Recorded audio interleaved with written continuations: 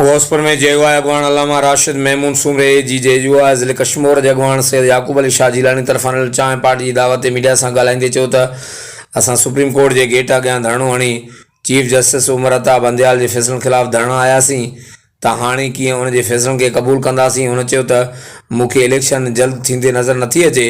निगरान हुकूमत के घुर्जे त आइन के उसूलनि की पासदारी कंदे जल्द खां जल्द चूंडूं कराए, न त असांखे वरी मैदान में लड़णो पवंदो। हुन चयो त कश्मीर में अमन अमान की बेहतर सूरत हाल लाइ सिंध पुलिस ऐं रेंजर्स के गॾियल कार्रवाई करे कच्चे में बेरहम ऑपरेशन कयो वञे ऐं जेके भी पीर ऐं सरदार अॾवारनि जा सहूलतकार आहिनि उन्हनि जे गिरेबान में बख विधा वञनि, तॾहिं ई अमन क़ाइमु थींदो।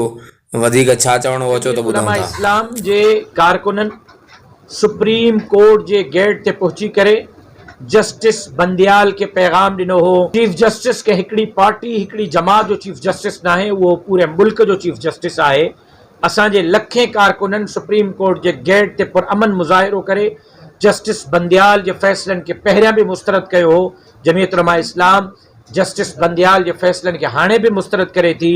जस्टिस बंदयाल ज़ाती यारी ऐं दोस्ती जे बुनियादनि ते हिक शख्स के हिक जमात के खुश करण जे लाइ आइन के पामाल कयो आहे, आइन के रोंदियो आहे।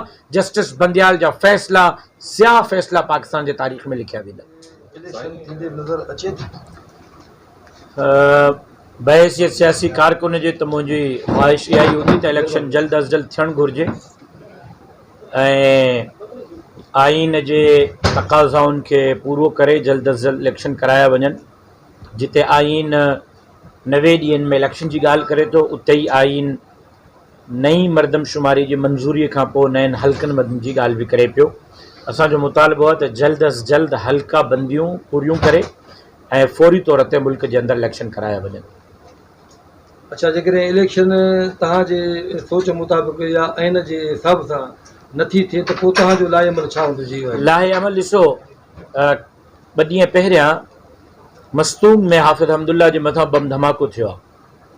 उन खां पहिरियां बाजोड़ में जमीयत उलमा इस्लाम जे मथां बम धमाको थियो ऐं 80 जे लॻभॻि असां पंहिंजनि कारकुननि जा जनाज़ा खयां। मौलाना फजलुर रहमान साहब ते 3 ख़ुदकुश धमाका, मौलाना अब्दुल गफूर हैदरी ते ख़ुदकुश धमाको, अकरम खान दुरानी ते ख़ुदकुश धमाको, मौलाना फजलुर रहमान जे घर ते राकेटनि जा हमला।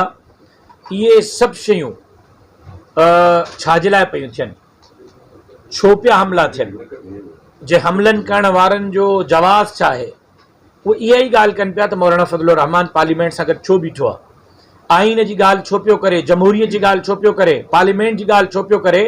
जॾहिं आइन जमहूरियत ऐं पार्लियामेंट ऐं मुल्क सां गॾु बीहण जे पादाश में असांखे ख़ुदकश धमाको आख़िर मुतालबो हूंदो त कानून जी बालादस्ती थियणु घुरिजे, आइन जी पासदारी हुजणु घुरिजे।